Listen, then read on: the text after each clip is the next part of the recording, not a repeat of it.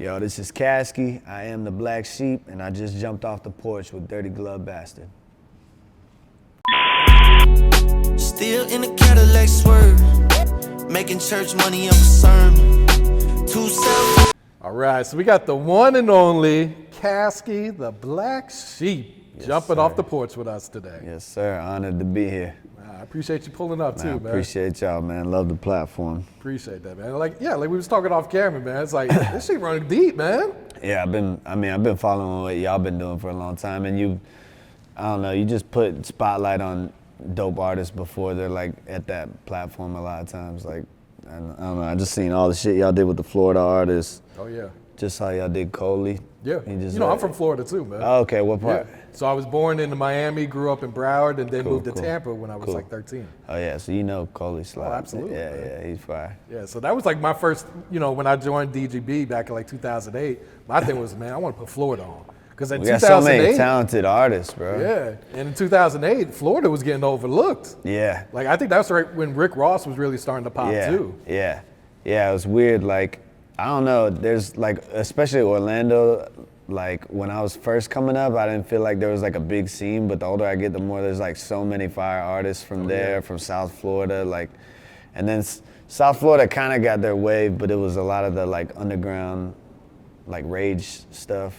which was dope too, but Florida's always had talented artists. Yeah, it's amazing to see what Orlando has become, because like you said, when you was first jumping in, there wasn't really too many big artists from Orlando there weren't like a lot of artists with a name, but I always felt like there were like dope rappers around me. Like all my homies can rap. That like every time I was in the studio coming up, I don't think I ever felt like the best rapper. Like there's a lot of talent there, but it's just putting it, like being successful is more than just being good at it. It's like putting all the pieces together. So I think that's where, some of them need some help. Yeah, and that's one thing I salute with you is you've been able to build this fan base. Even you yourself call it a cult fan base. Right? Yeah, Black Sheep cult. Yeah. How would you say you've been able to build up that type of fan base? Because not a lot of artists can do that, man. Yeah, it's I don't know. It's funny because like when I named my shit Black Sheep when I first started dropping the projects, like I always felt like that term related to me just like in my life growing up, but it's rang more true every step of my journey. Like, even from getting signed to Cash Money, it was like I was a Black Sheep on that label. Even just being an artist from Orlando or from Florida, like I don't really fit into the full Florida scene like that, like even now, like when people have the Florida dialogue, I get overlooked. So I just always felt like that term rang true to me, and I think being my authentic self and not fitting into those things was like ultimately a strength. Like I found my tribe through the internet and through just talking about, my authentic journey. Like I think just being honest about what I've been through, who I've been growing up, that's just made people like, the more you show about your authentic self, the more people have a chance to like really connect with you and see what resonates, Yeah, absolutely. It's to the point where they feel like they know you just by listening to your music and following your journey on social media. Yeah, I've been real transparent, so. Yeah. Was that always easy for you, or did you have to find that kind of comfort zone to where you was able to open up about everything? Yeah, I think it's finding it. Like when I first started rapping, I was like 15 when I first started. I was just imitating what I thought, it's like when you first learn, you just try to mimic other shit that you like, and I don't think I had really found my authentic self. Like I lost my dad when I was 16, so it was right around then that I started getting real just honest and vulnerable and things like that. So I think pain has always like pushed me more towards my authentic self in music, because there's like a part of making music that's like braggadocious and show off and showboat, and that's cool too. I like doing that, but I just think the hard shit I've been through and that putting that out has always like led me to a more authentic following. Like I think most of the people that really latch onto my journey and my story like know the type of shit I've been through and been through something similar. And I can imagine it's very therapeutic for you too. Yeah, that was like why I got into music, like I liked music always, but after I lost my dad, that was like the only thing that I think I even wanted to do. It's like I didn't give a fuck about school. I didn't give a fuck about a job. I didn't have any career or life aspirations. Like, music was the only thing that made life like enjoyable. So, yeah, therapy for sure. Yeah. Yeah, I would say like you're one of those few artists where it's like if no one ever listened to your music, you would still be creating. Yeah. Just for yourself. Yeah, 100%. Like, I honestly, I would, even if I made no money doing this, I'd just be at the house. Like, I don't know. I think I'm grateful that I did make a career off it, because it's, you know, allowed me to like take care of my family and just like live a better life. But I don't think I would have traveled down any other path like just for money. Like, I couldn't be in real estate or like do insurance sales. Like, I would just be poor and rap. Like, I don't know. I just said makes life better, you know. Did you ever have a regular job? I did. I had very few. Like, I had my first job. I worked in an Italian restaurant, and I washed dishes. I hated it there. It was like a small family-owned business. I was the only person that wasn't family there.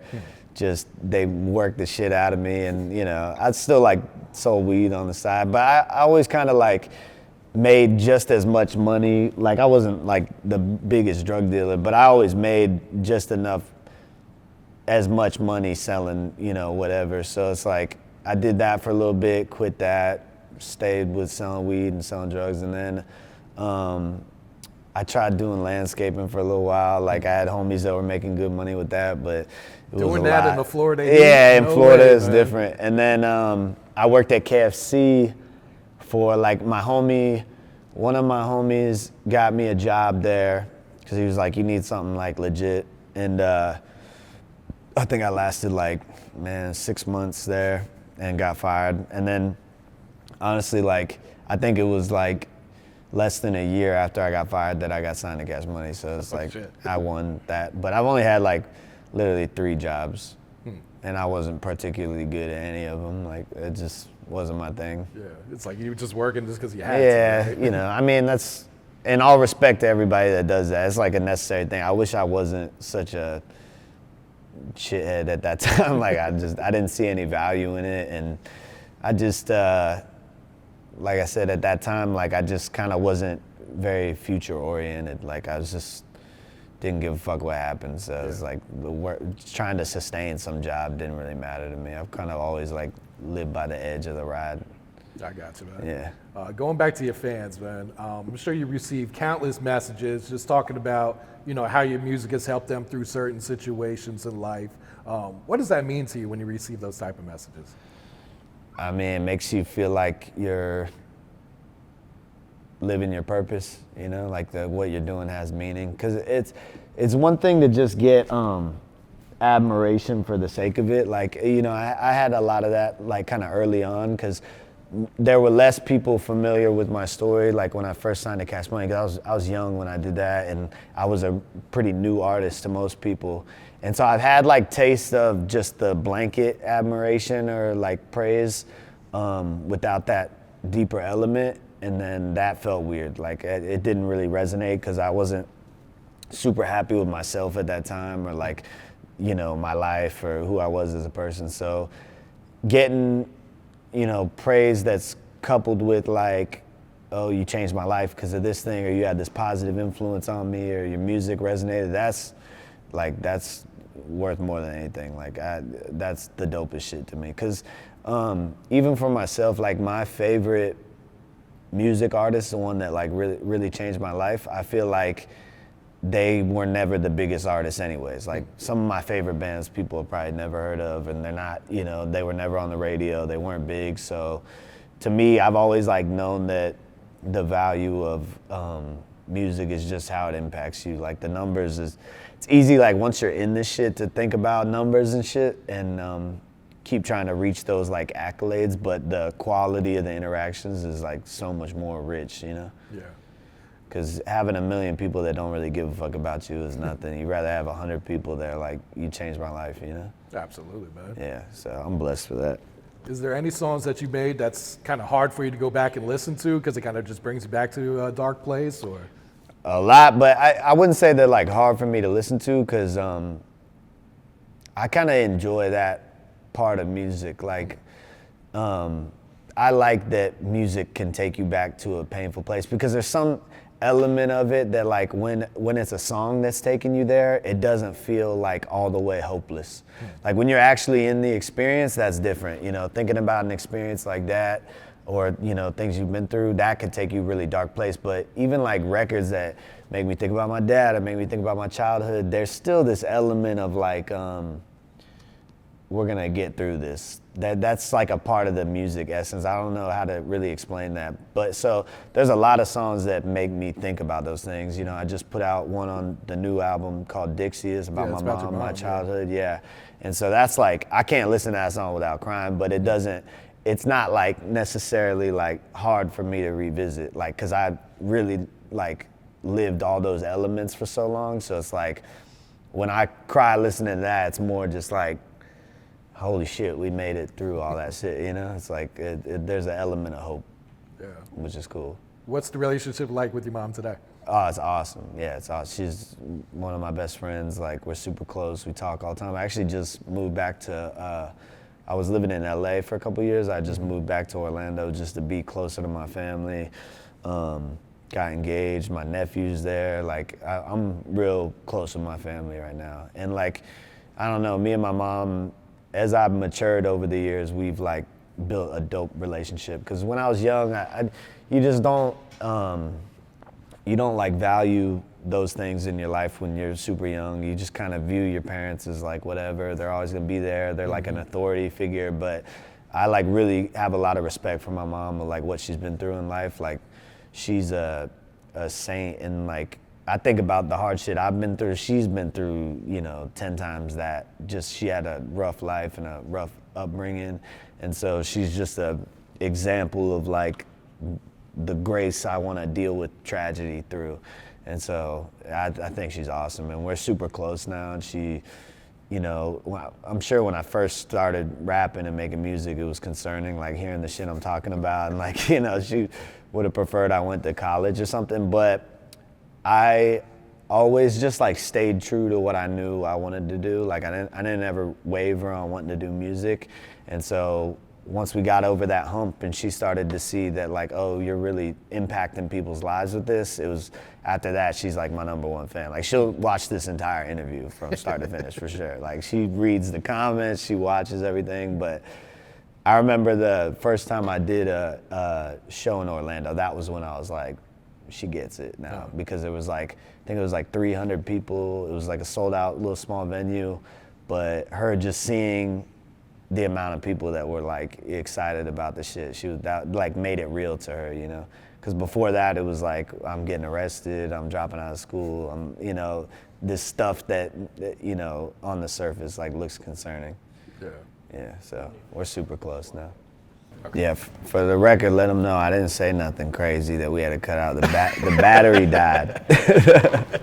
Let it be known. Let it be known. All right, so yeah, let's talk about the new album. So Cadillac Music. Yes, sir. Just explain that title, because you know Cadillac Music coming from Caskey, might throw people off a little. Yeah, I got a '69 Cadillac Coupe de Ville, my favorite car. But me and my brother Anonymous, he produced the whole album, and we have a song from back in the day called Cadillac. It's like one of my bigger records, and it's been one of my biggest songs since we put it out, and it almost didn't make the album. I just like wasn't thinking about it on the track list, and before we put it out, he's like, dude, you're tripping, we need to put this record out. And now it's got millions and millions of plays. And so, but we always kind of felt like our style of music, like when we cook up together, is like cruising music, you know? It's like late night, it's not club music, it's like late night riding around thinking about life, selling weed type of music, you know? So that's been our vibe. So when we talked about doing a tape together, that was just the obvious title. It was like building off of this kind of legacy that record had made. And I don't know, our sound just feels like nighttime in Florida. That's what it feels like to me.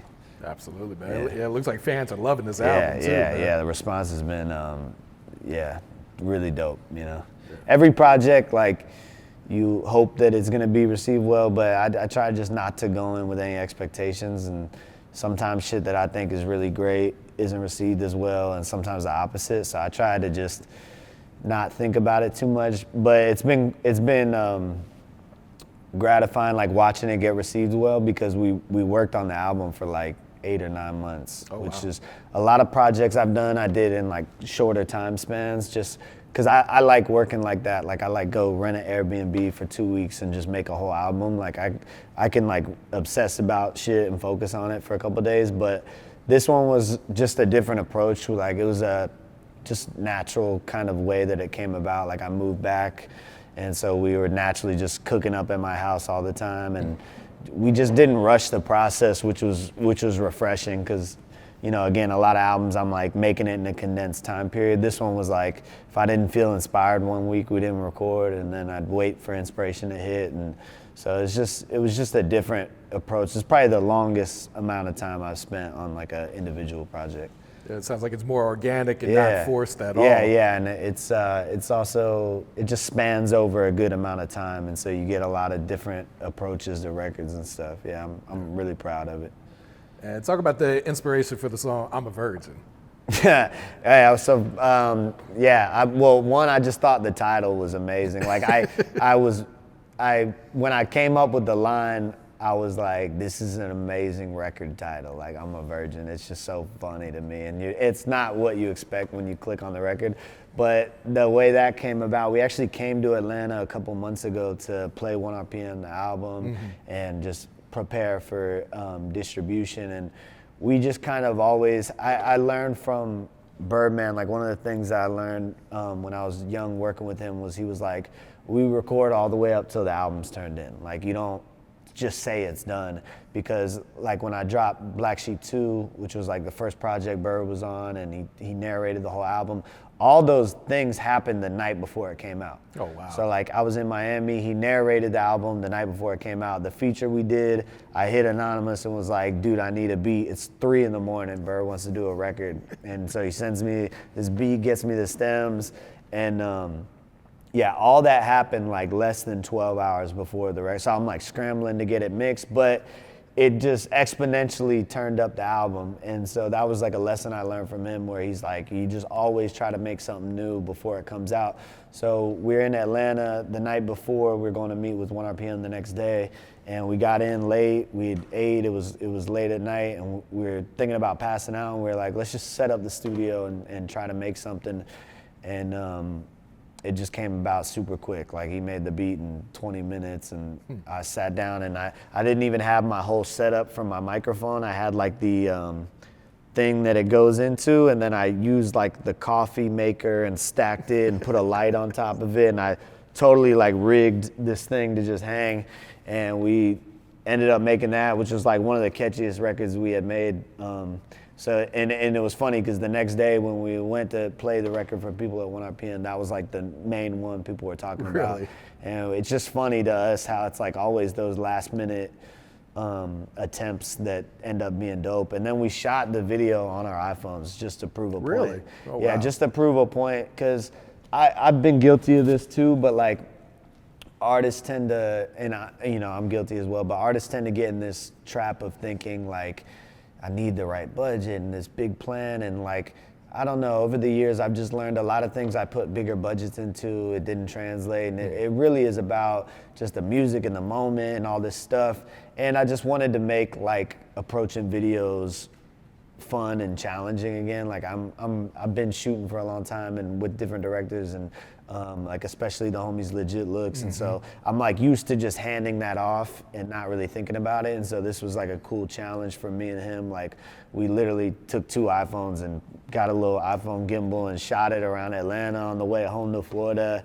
And we shot and edited the video in like 2-3 days. Had never done that before, and the record's got like 1.3 million right now or something like that. And it was a cool reiteration to myself of like, you can always do a little bit more, like you could try more things, you could not do the most comfortable route, and there's always like room for magic to happen, Yeah, it's usually like when you step out the comfort zone, that's when the real magic is created. Yeah, because I had my fiance kind of like kicked me in the ass with like a lesson, and was like, because I was stressing about videos, timing, budget, and shit like that. And she was like, dude, you gotta, like, you're really creative.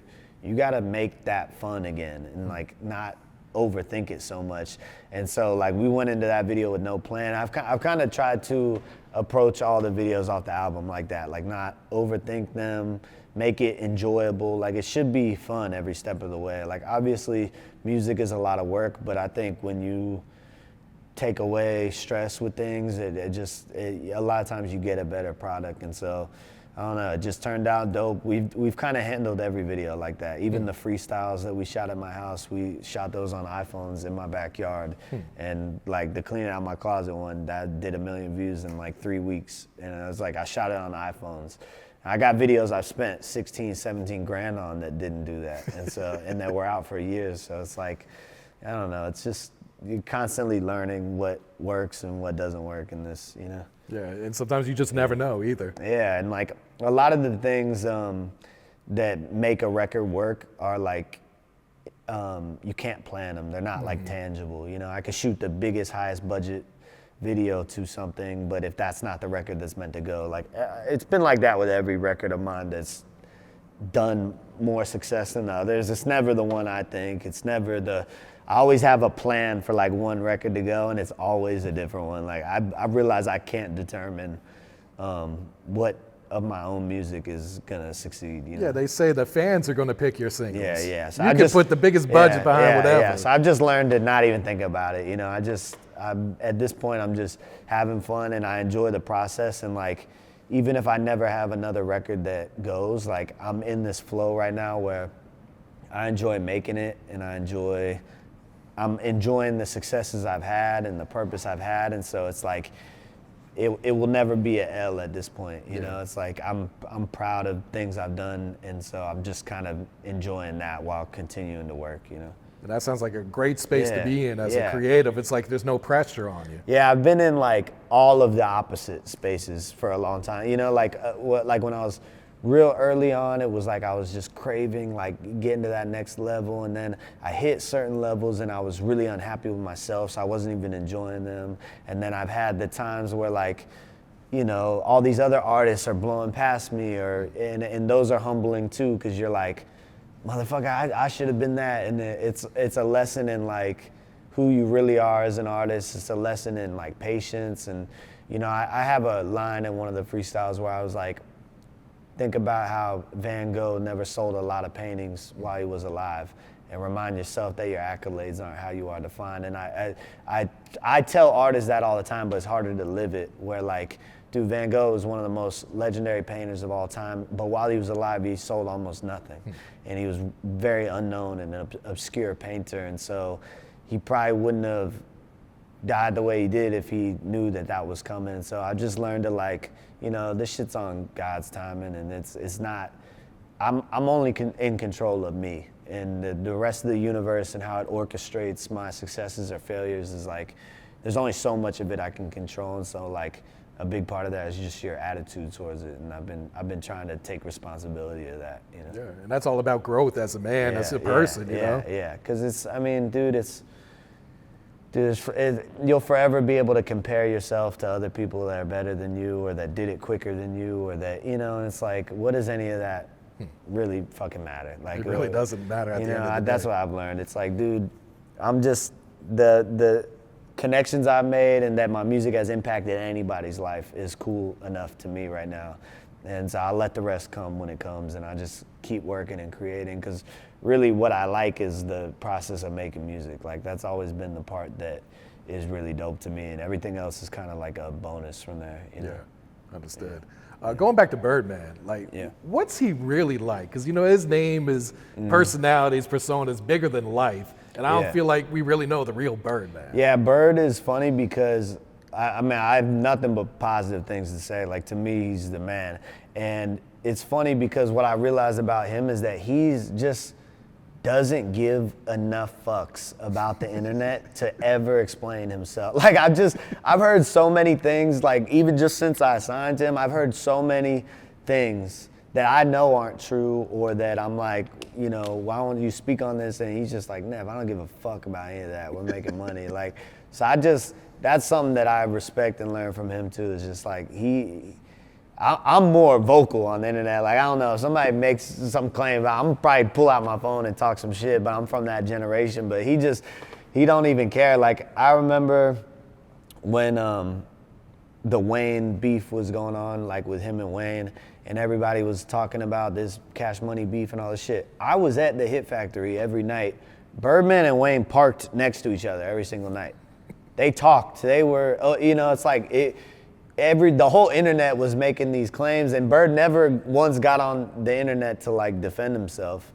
But I just thought that was amazing or like interesting because I knew that they were cordial and, were next to each other. And no doubt there was probably some business shit to figure out, but it wasn't like, what the internet was making it. And so I've just witnessed that a bunch of times. But from what I know, because I had a unique like way I was signed. It wasn't like I was found through like an A&R or something. Like Birdman actually got introduced to my music and called me himself and, brought me down. And so to me, he's just like done nothing but like give me things and opportunities that I didn't deserve. So it's dope to me. I was like a 19-year-old kid. I didn't have a big buzz.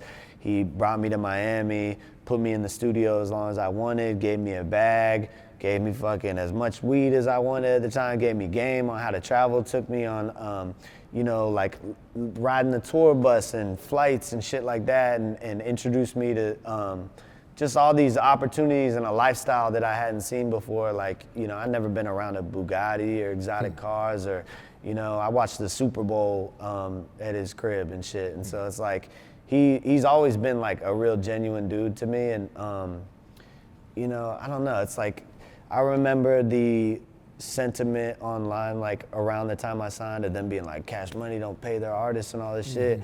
And it was just funny to me because in reality, he gave me a bag when I was like 19 years old. I had no buzz. I was making no money. Cash Money paid me.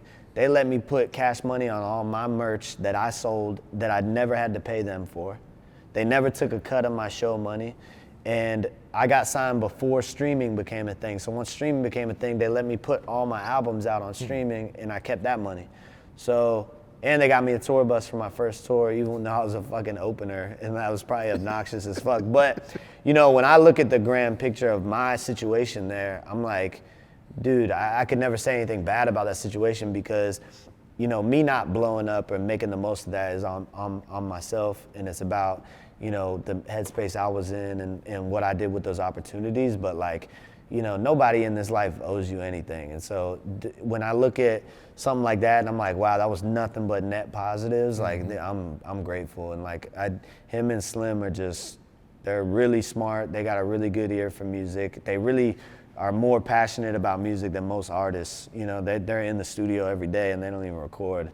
And so yeah, he's just somebody that like really lives that hustle. And yeah, I got like nothing but respect for them. Yeah, thanks for sharing that. 'Cause, it's like, there's so many misconceptions. Yeah, about like, it too. and I get it. It's like, dude, the internet, everything's like a clickbait story or what's funnier to say or what's more controversial. But like, and obviously, I'm sure like, as far as like the business and shit goes, I can't speak on everybody's situations. I don't know what people's situations are. But I can only genuinely speak about mine. And for mine, it's just like, damn, like I didn't even pay y'all back my advance. You didn't garnish any of my money. But that just to me speaks on like their focus on bigger pictures. And like even when he signed me, it was just like, I believe in this kid. I think he's gonna go somewhere dope, and I want to be a part of your career. And like, I don't know, man. It was different for me because I didn't have anybody giving me opportunities or reaching out like that, even artists. And so for like one of the biggest moguls to do that was just like crazy.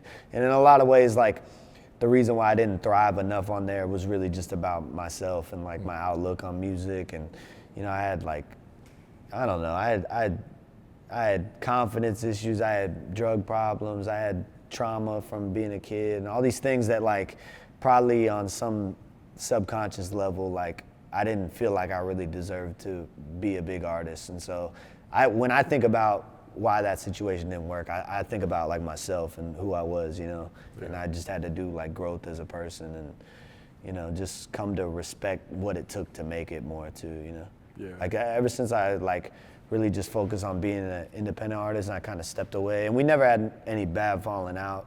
It was just more like I just understood that maybe they weren't sure what to do with me at that time, and I had to go figure that out for myself. And it's hard going to figure it out for yourself when people are giving credit of what you're doing too. You know, like if I shot a crazy video or something like that, they'd be like, oh, well, he's signed. And then like some independent artist would do that and get all this love. And I know how much of like what I was doing once it started working was like me and my crew figuring shit out. And so I kind of just wanted to set that example. And so, you know, it was like it wasn't anything bad blood and shit. Yeah. It was just, I just kind of wanted to focus on being an independent artist and learning all these things that it took, you know, and just take more responsibility on. Yeah. Nah, it sounds like nothing but mutual respect on both sides. I don't got bad shit. I'm sure other people might have their complaints, but to me, I'm like, I had a great situation, you know? Yeah. You're gearing up to drop the $100 mixtape, the second one. Second one.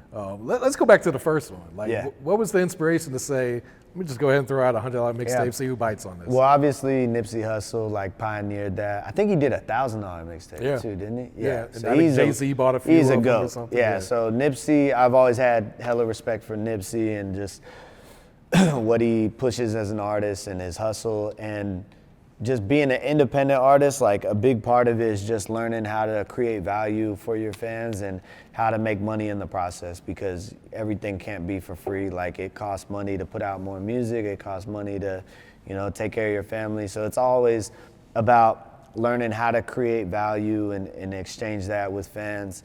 And the first time I did the $100 mixtape, I was like, basically, I had put out a bunch of projects that year, and so but you know, every time I'm recording for projects, I have tons of music that I make, and there's lots of great music, but when I think about what lands on an album, I don't just pick songs I like. I'm like following a strict vision of like how the album starts, finishes. And so there's lots of great records that don't make it, and it always feels weird like keeping those on your hard drive. Obviously, there's records that I'm glad I don't put out because I'm like, that wasn't my best shit, but there's lots of shit that I'm really proud of that just didn't fit on an album for whatever reason. And so the first time I did the $100 mixtape, it was just like a cool idea of like, let me take all this music that I really fuck with and I'll make some new shit for it, and let me give them a project that only 1,000 people get. And I put 25 songs on it. Like I tried to make it, you know, if you're a fan of my shit, I tried to make it exponentially worth it. And I also sent a letter with each one explaining why it was important not to put it on the internet. And that, you know, to me, it's like a sacrifice to the creative gods of like, here's, it sounds funny, but this is how I look at it. It's like, these are records that I could put out on streaming and make money for, but for the sake of this exchange, I'm gonna sacrifice them to only these 1,000 people. No one else gets to hear them. And then I clear my palette of like my safety net of creativity. Like I have these records I could fall back on. I get rid of my safety net, and now I have to go seek new inspiration and make new shit, you know what I'm saying? So that was like, I wrote a letter explaining like, you know, it's important that you don't upload this to the internet because it's not for everybody, it's for y'all, it's a ritual. And so the first $100 mixtape we sold out, and it's never been uploaded online. Oh, wow. You can't find it. 1,000 people got it, nobody uploaded it. That's online, some loyal fans. Yeah, which is dope, you know? So we'll see if part two, it's been 2 years since then, so I don't know if the new fans are as loyal, but we're already 75% sold out, and it hasn't even, I haven't even posted the real things yet. It's just the pre-order. So yeah, it's looking like it's gonna work twice, you know? But it's just a cool thing. Like, I don't know, it's just a cool way to put out the music, and I split the money with my producers, so it's like, it's just a way for all of us to eat and the fans to get to experience like another side of the music, because the $100 mixtape is like not supposed to be cohesive. Like that's why records don't make an album, is because to me it just doesn't sonically fit or the way the mood's going.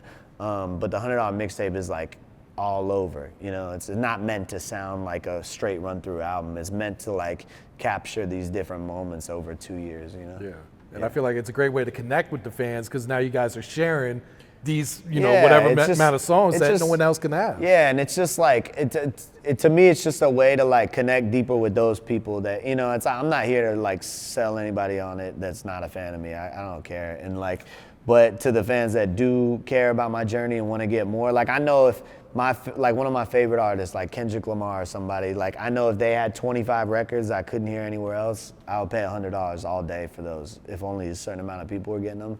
And so, you know, like even the first one, if somebody wasn't happy with that, I would have refunded them the money. Like it's not about the money.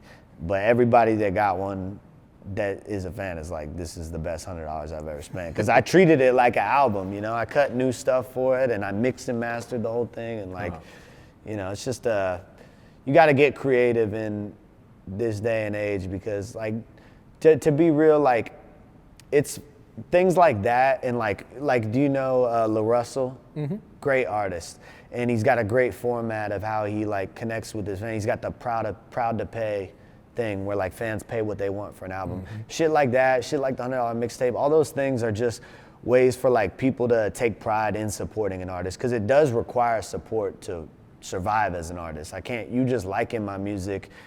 If everyone did that, I'd still be broke, you know? So it does require like a exchange, and hopefully the hope is that as an artist, I've provided more value to you, you know what I'm saying, in the sense of like music that's impacted your life. Yeah. And if I've done that, you spending on one item or something like that, hopefully it feels like a fair exchange. And so I don't know, I've always been interested in like how artists create that value. And like, I love what La Russell does. I think he's got a cool approach to like, you know, really connecting with fans. Like he does the shows in his yard and the Proud to Pay tapes. And so I'm kind of just always learning and experimenting with like ways to make that seem fair, you know? Yeah, I'd like to see more artists do it just because of streaming.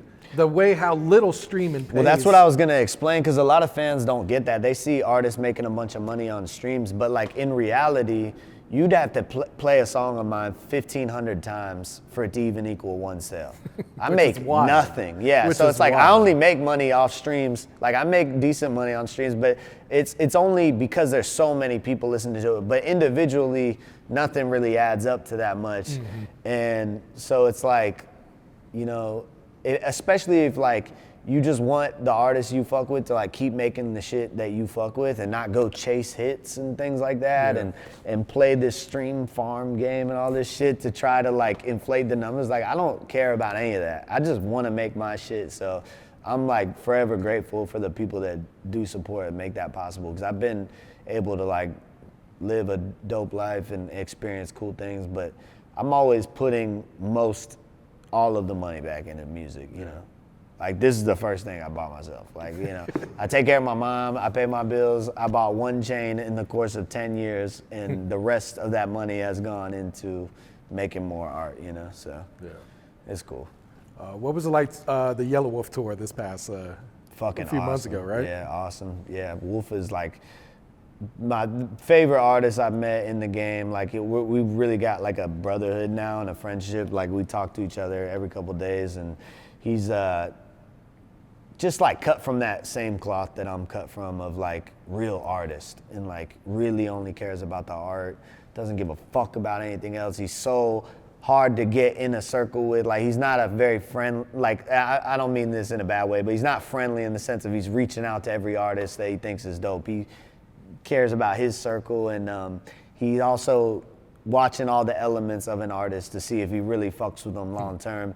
And so just, you know, getting his approval or cosign was really dope, and he's just somebody that I'm always learning for, and somebody that I have like the highest respect for as far as their artistic abilities. Like he's just such a good rapper.